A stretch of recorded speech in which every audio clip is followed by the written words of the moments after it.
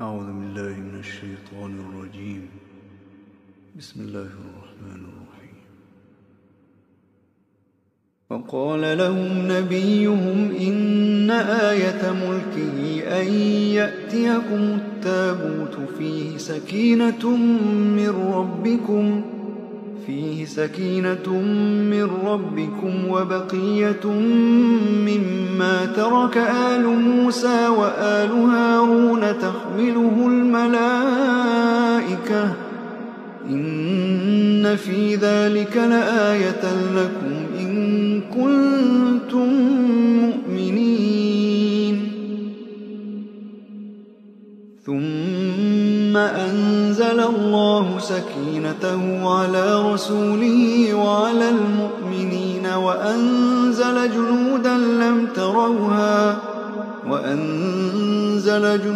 لم تروها وعذب الذين كفروا وذلك جزاء الكافرين. إلا تنصروه فقد نصره الله إذ أخرجه الذين كفروا ثاني اثنين إذ هما في الغار إذ يقول لصاحبه لا تحزن إن الله معنا فأنزل الله سكينته عليه وأيده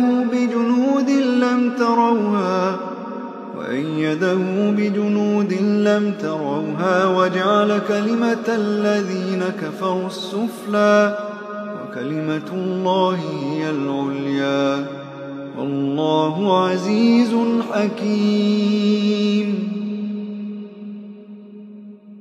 هو الذي أنزل السكينة في قلوب المؤمنين ليزدادوا إيمانا مع إيمانهم ولله جنود السماوات والأرض وكان الله عليما حكيما. لقد رضي الله عن المؤمنين إذ يبايعونك تحت الشجرة فعلم ما في قلوبهم فأنزل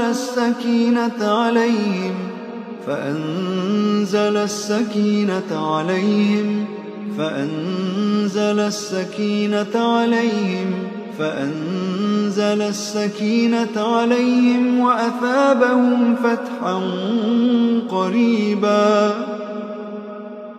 إذ جعل الذين كفروا في قلوبهم الحمية حمية الجاهلية فأنزل الله سكينته على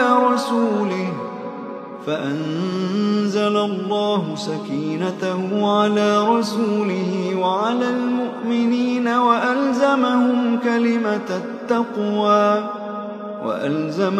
كلمة التقوى وكانوا أحق بها وأهلها وكان الله بكل شيء عليما.